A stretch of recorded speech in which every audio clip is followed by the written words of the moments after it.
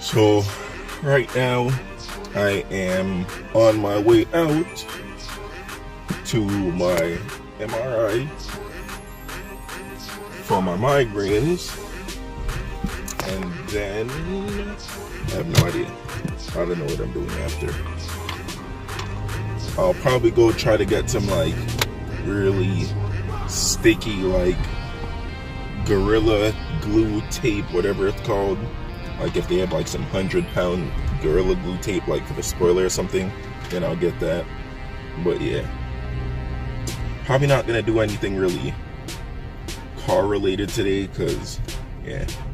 But closer to the weekend, maybe like tomorrow or something, I might like try to get the Rockabunny front fenders and whatever situated.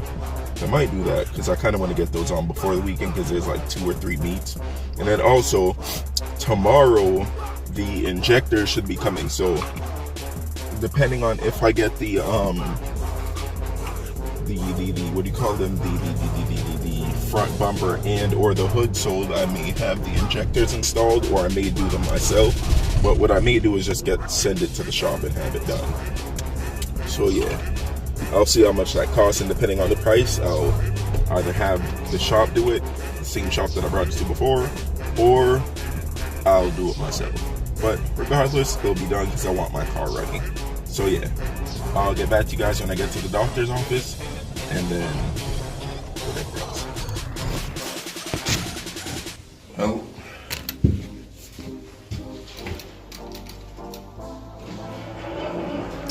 the elevator button is not doing anything. So, well, let's see. Maybe I'm on the right floor already. So it's definitely weird. I'm inside of the room where you get dressed for like the MRI thing, but yeah, you're gonna have to lay still for 45 minutes. So, yeah. Just finished the MRI. It was 40 minutes, and actually, that was one of the quickest 40 minutes ever. Literally, all I did was lay there and do nothing. I thought about absolutely nothing. Like, it was not bad at all. And I have really bad anxiety and claustrophobia. Granted, it was an open MRI, and it did not feel open at all, but it wasn't bad.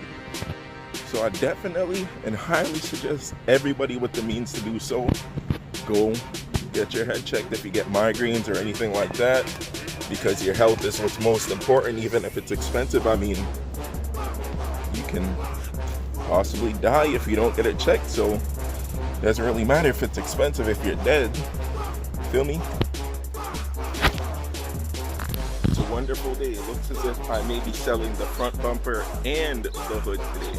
And also, plug hit me up, so I may be grabbing 2 belts, and I may be getting rid of those as well. So today may be a day that I make about $1,000, which is pretty good, because I definitely need it. Because I want to get this car, the injectors, when they come tomorrow, I'm just going to send it off to the shop and get it done. Because since I'm going to get this money, I'm just going to have the shop do it. I'm not even going to touch it myself. Just going to have them do it. Going to get the car back hopefully Friday, because hopefully if it comes early enough, then I'll probably get the car back Thursday or Friday, and then I should be all set, because I really want this car to be drivable. Like, the car's drivable now, but it's just not, I don't like driving it as is. So yeah, I'll update you guys. The guy said he's going to be here in an hour and a half, so yeah, it's going to be great. Alright, so since I wasn't able to make a full video yesterday, since I didn't really get to do much, I'm going to open this little part up for discussion again. So, in today's discussion, I want to talk about automotive degrading. And what I mean by that is this. So, let's say Camber. Everybody always wants to say, oh, Camber is ruining the scene. Camber ruins your car.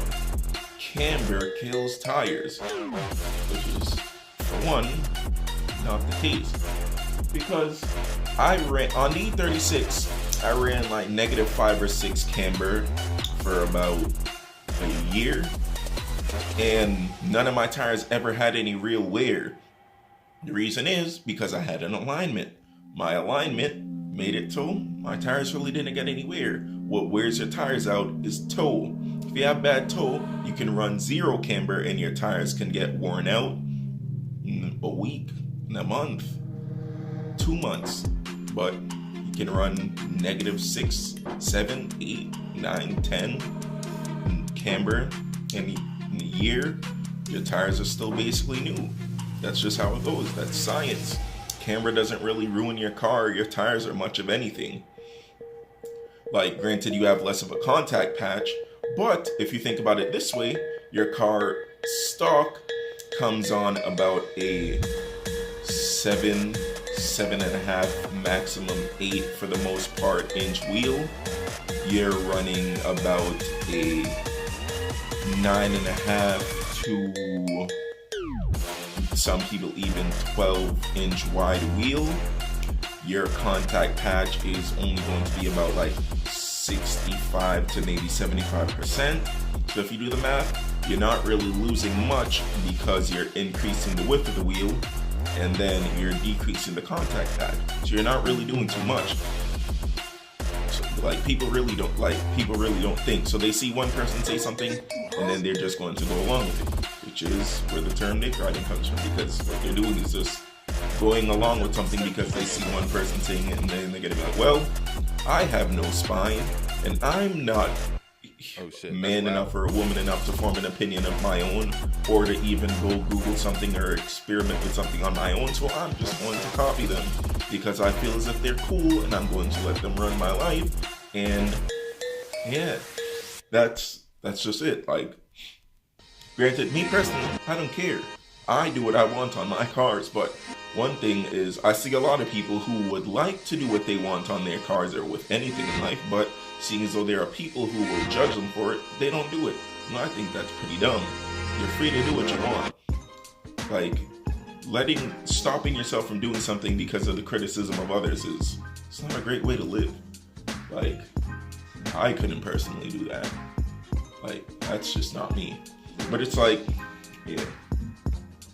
And then for another thing, like the ruining of the car culture or whatever, like, I'm pretty sure back in the hot rodding days, a lot of people didn't like the stuff that they were doing. And what's really ruining the car community is the people who are saying that people who do certain things are ruining the community.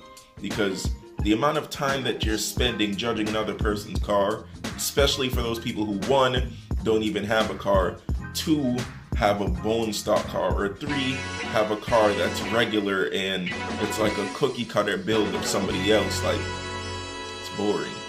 Like, there's a lot of people who don't really do much to their cars that's anything different than everybody else, or like their build is boring, if a build at all.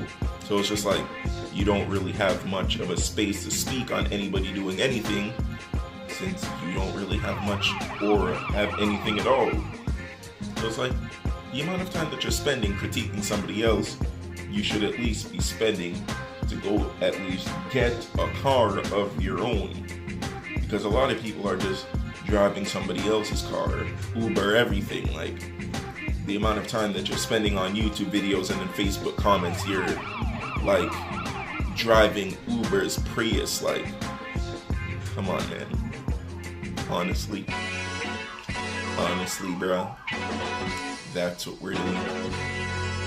Really? But anyhow, people, let me know you guys' opinion on automotive dick riding. Like, you know, because people are annoying. Because granted, this is not a thing that I personally care about.